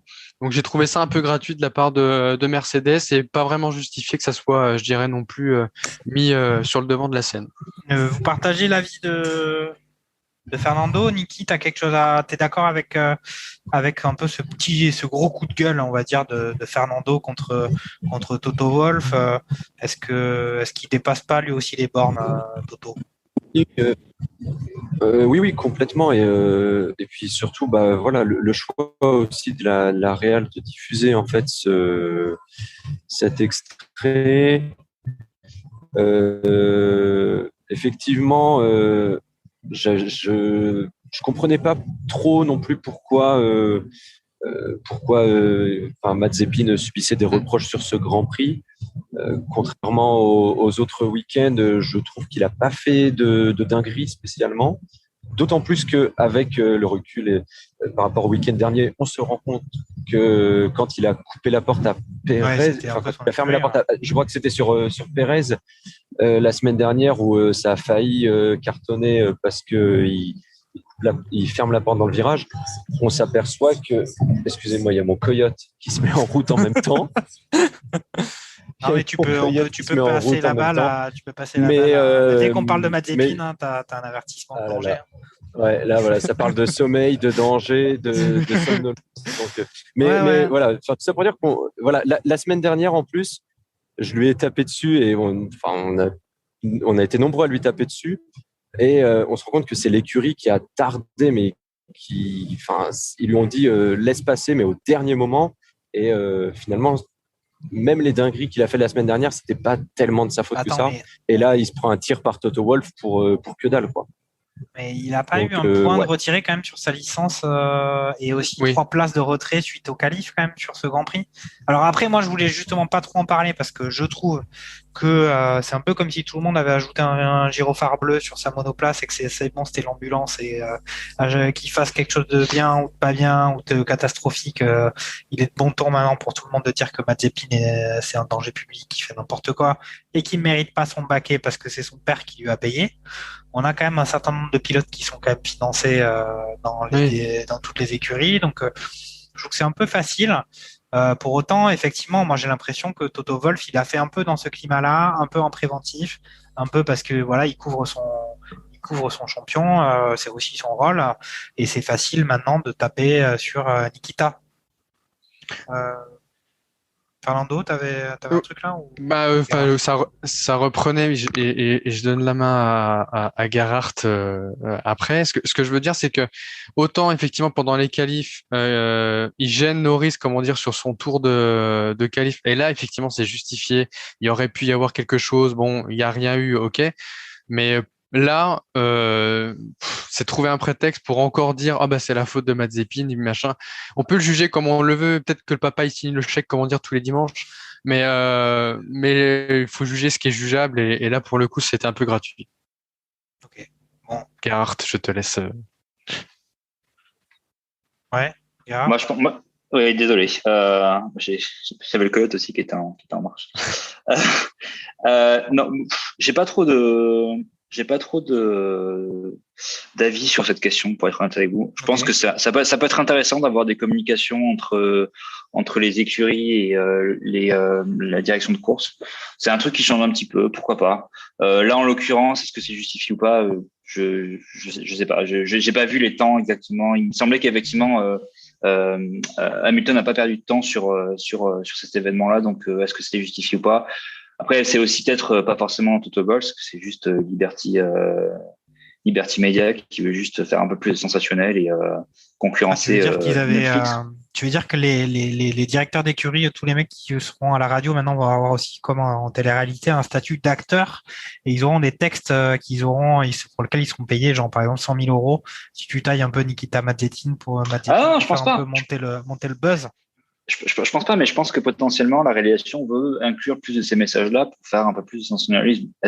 Peut-être, je sais pas. Et donc effectivement, là, ça se mettait bien parce que c'était un message un peu spontané et très autrichien, comme mon pays natal, et assez direct. Naturlich. Donc ça se mettait bien dans l'environnement où on voyait effectivement une bataille pour la première place entre Hamilton et Verstappen avec un acteur Mazepin qui défrayait un petit peu la chronique. Donc c'était pas forcément ça pouvait être une bonne inclusion finalement dans le film du Grand Prix. Juste pour en revenir à Mazepin, moi limite effectivement sur la course il a pas fait de Mazepinerie. Là où je mettrais le vrai point négatif, c'est que à stratégie égale et à voiture égale, il finit 50 secondes derrière son coéquipier. Ouais, et ça, pour moi, ça c'est le vrai point négatif du personnage. Ok. Bon, peut-être un mot de conclusion sur ce Grand Prix d'Espagne. Après, on va juste revenir un peu sur parler un peu de ce Grand Prix de Monaco qui arrive.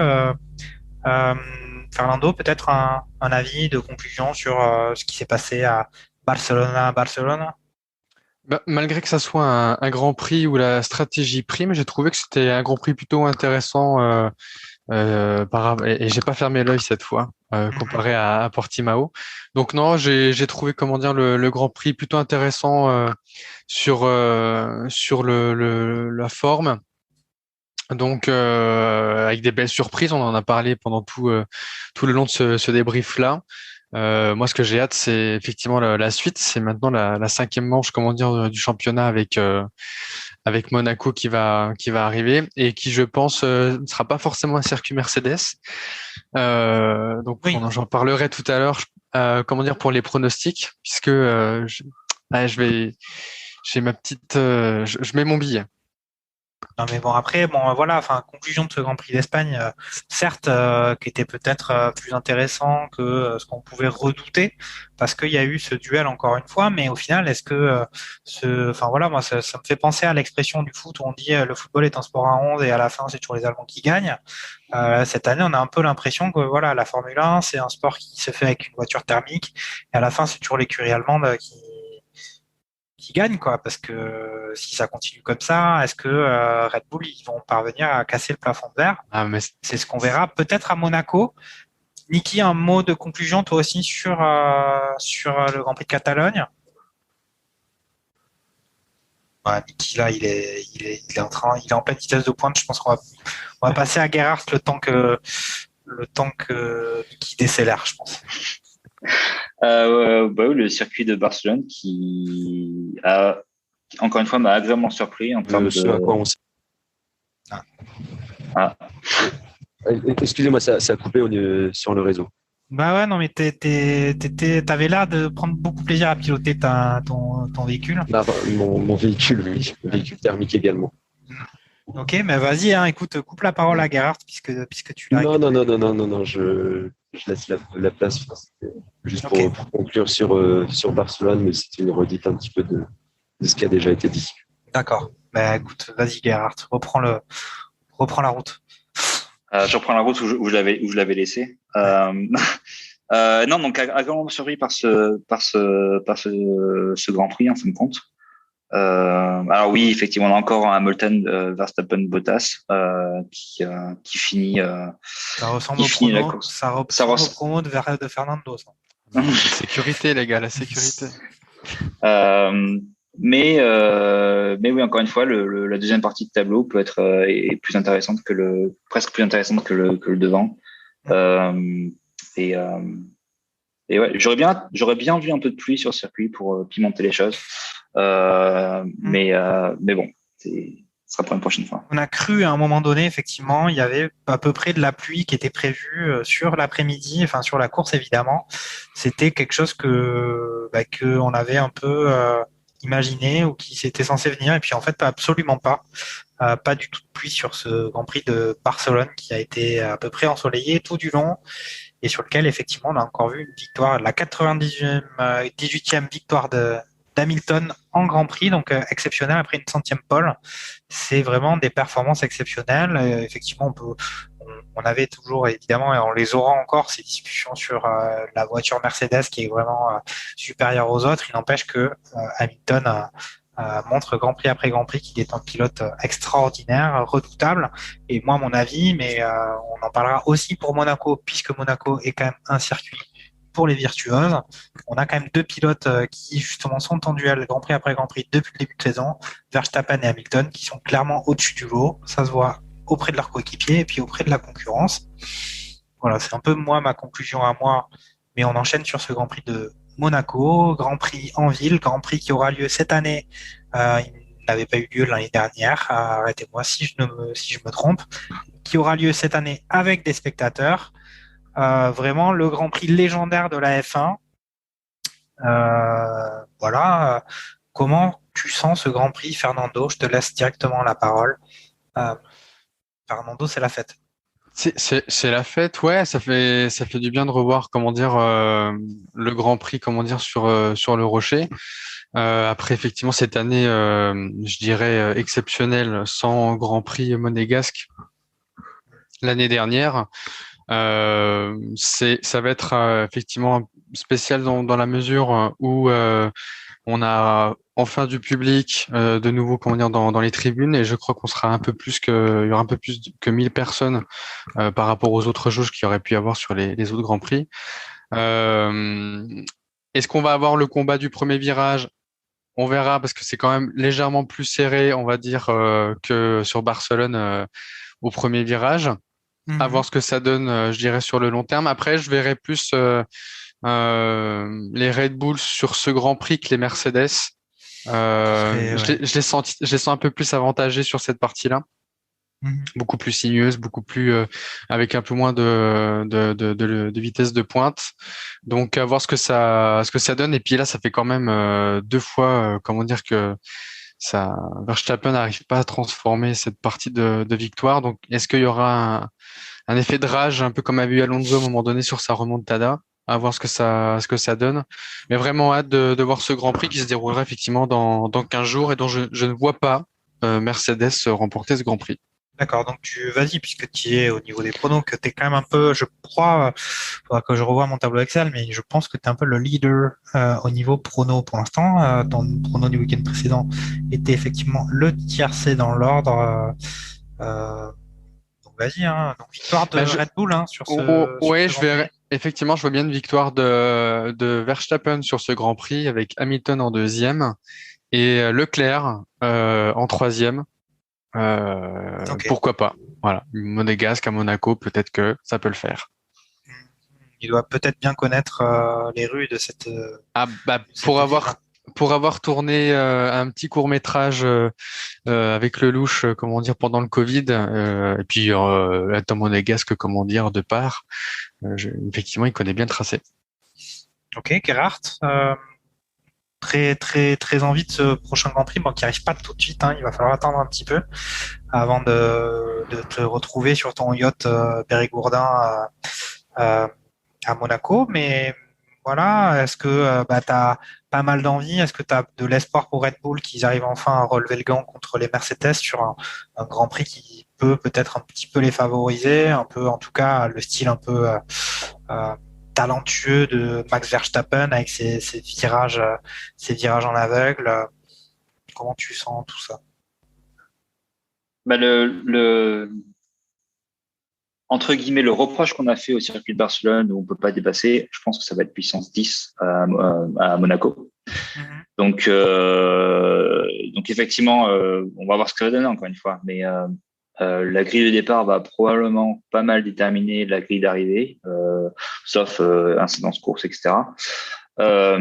Et je rejoins tout à fait Fernando sur le fait que c'est pas forcément un circuit Mercedes, que c'est un circuit où la vitesse de pointe n'est pas forcément quelque chose qui est un atout ici.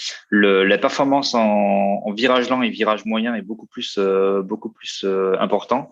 Et donc c'est pour ça aussi que je verrais bien des Ferrari se positionner correctement, qui n'ont pas forcément le moteur, le premier moteur du circuit, mais qui ont réussi à retrouver finalement la balance de leur voiture cette année qu'ils avaient perdu l'année dernière. Donc je pense que ça peut être intéressant et chambouler potentiellement le classement à la fois constructeur et pilote, sans pour autant, en étant tout à fait honnête, délivrer une course comme on peut s'attendre, avec plein de dépassements, etc. Je pense que ça sera pas forcément le cas. J'espère me tromper, mais on verra. On t'attend là, on t'entend, on est où hein? Alors du coup, en termes de prédiction, je vais dire Verstappen comme Fernando, je vais dire Leclerc en 2 et je vais dire Norris en 3. Ok, très bien. On va maintenant passer à Niki, qui adore, qui raffole de ce Grand Prix de Monaco. Hein. Tout à fait, ouais. Toi, c'est quoi bon, on va aller directement au but. Hein. C'est quoi ton prono là? Est-ce que tu es partagé avec eux? Verstappen, c'est bon, il a déjà gagné. Il a déjà préparé les bouteilles les Jéroboam de Dompé sur le yacht. Ils sont déjà chambrés, c'est bon. Alors, pour être honnête, à la base, je voulais partir sur exactement le même prono que Fernando, donc Verstappen, Hamilton, Leclerc. Mais vu que je suis là sur un barbecue fiction et un peu dystopie, j'imagine bien un accident en fait entre Verstappen et Hamilton, un accrochage, et du coup les deux hors course. C'est pas mal ça. Ça c'est un bon scénario ça. Ouais, on a déjà vu presque accident avec les deux dehors, mais on a déjà vu le premier truc. C'était pas loin là au premier virage quand même à Barcelone. Donc là à Monaco, un Verstappen un peu frustré qui n'arrive pas à dépasser, qui force et qui provoque un accident. Donc je dirais Leclerc, Norris et ah ouais, quand même, carrément. Là, on est sur. Il n'y a plus de coéquipiers. Du côté des coéquipiers, c'est terminé, c'est fini. C'est les mecs qui partent même pas. Quoi. Les Bottas, les Pérez, on les voit plus. Quoi. Ah, je vais couper le sifflet. On restait sur si je me souviens son nom, victoire de Charles Leclerc. Moi, je vais passer au mien. Moi, j'étais un peu dans le même scénario, alors qui n'est pas dystopique. C'est que je trouve que la pression commence à s'accumuler sur les épaules de Max Verstappen. Et on sait que Monaco, c'est un Grand Prix. Ouais. S'il y a besoin de Verstappen, il va quand même devoir un petit peu forcer son talent qui est déjà très important, mais il est un petit peu obligé de forcer. Voilà. Et moi, je le vois se sortir. Je le vois se sortir sur ce Grand Prix. Et donc, je vois une victoire de Lewis Hamilton, suivi de Sergio Pérez. Et en troisième place, Bottas. Voilà. Donc du coup, sur les pronos, on était sur Leclerc, Norris et je ne vais pas dire Sainz, je vais dire Perez en 3. D'accord, ok. Bon, bah, écoute, j'avais fait une petite inversion d'Hispanophone.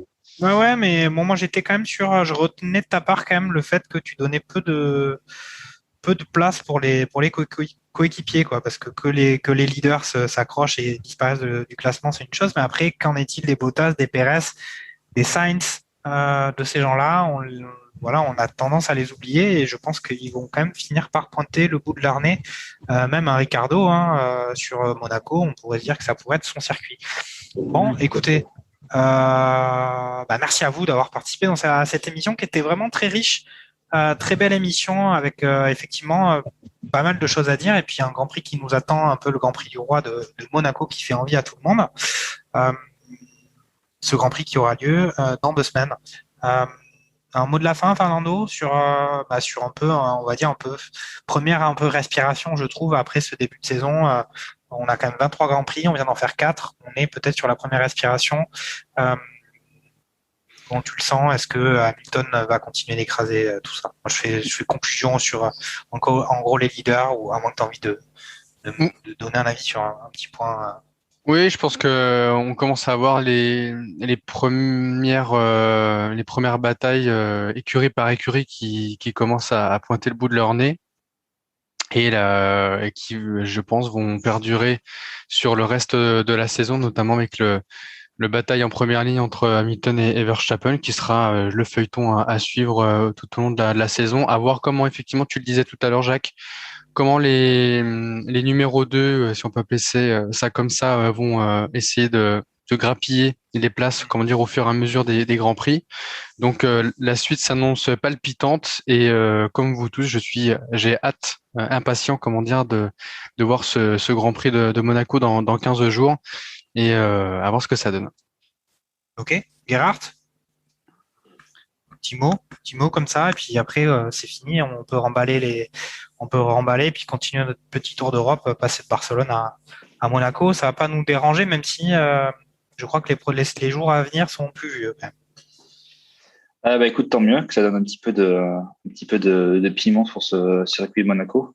Non, j'ai hâte, mais encore une fois, j'ai pas forcément beaucoup d'attentes en termes de grands spectacles, on va dire, en tout cas sur piste. J'espère me tromper encore une fois. Je me suis trompé pour Barcelone et j'espère me retromper pour Monaco. En revanche, j'espère vraiment avoir juste au jeu des prédictions. Ouais, mais on attend quand même toujours des nouvelles de la part de la production qui est censée nous dire quel est le lot gagnant à la fin de la saison, mais on me murmure à l'oreillette que ça va être plutôt du lourd. Niki, toi aussi, un petit avis sur ça, sur est-ce que toi, ton écurie favorite qui était quand même Alfa Romeo, est-ce que tu les sens bien positionnés pour l'instant? Je t'ai pas du tout entendu là.